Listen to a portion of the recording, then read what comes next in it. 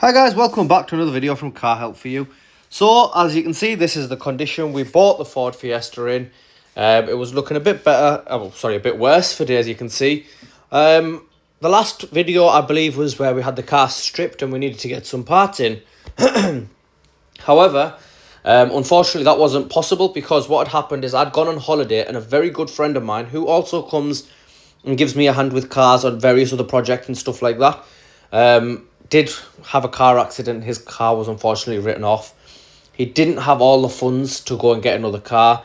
However, he had the funds to get parts for this one. So while I was on holiday, he gave me a call and said, look, if you don't mind, please, can I take that car?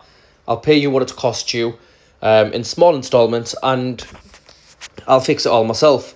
I said to him, okay, that's fine. Just get some content on it. Unfortunately, he didn't get any content at all. So he repaired the car. What you're seeing now is the images of the car repaired. I told him to picture it up as if the car has gone for sale. So he's pictured it up like he sold it to himself. But unfortunately, I didn't get no content. This is what it was like. On to the next rebuild.